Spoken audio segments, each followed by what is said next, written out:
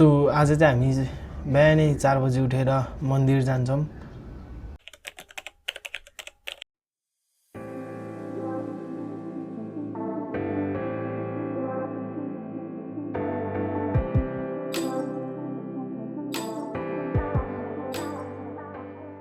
र मन्दिर पनि पुग्छौँ र हामी मन्दिरमा पूजा गर्न थाल्छौँ।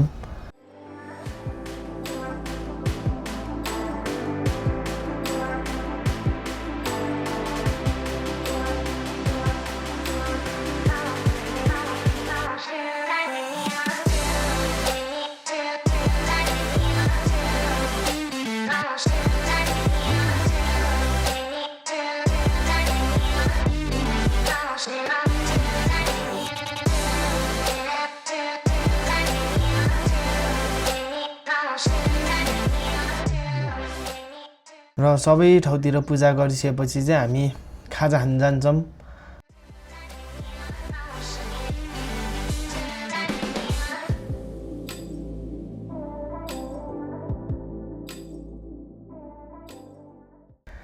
र खाजा खाएपछि घर फर्किन्छौँ र तपाईहरुलाई थाहा नै थियो होला मैले अगाडिको ब्लगमा के भनेको थिएँ, टुर्नामेन्ट पनि जानुपर्छ भनेर। र म चाहिँ त्यसपछि आएर खाना खाएर टुर्नामेन्ट जान्छु।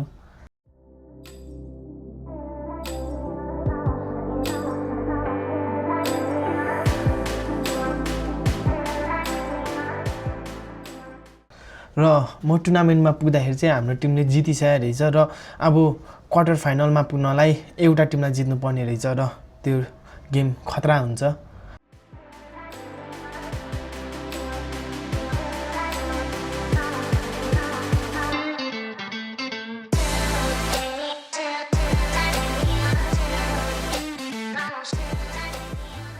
र क्वार्टर फाइनलमा नि पुग्छौँ तर क्वार्टर फाइनलमा हाम्रो टिम हार्छ र केटाहरू एकअर्कालाई दोष लाउँदै बाटोभरि हिँड्छन्। र त्यसपछि म पनि घर फर्किन्छु र चिया खानु जान्छु सधैँको जसरी।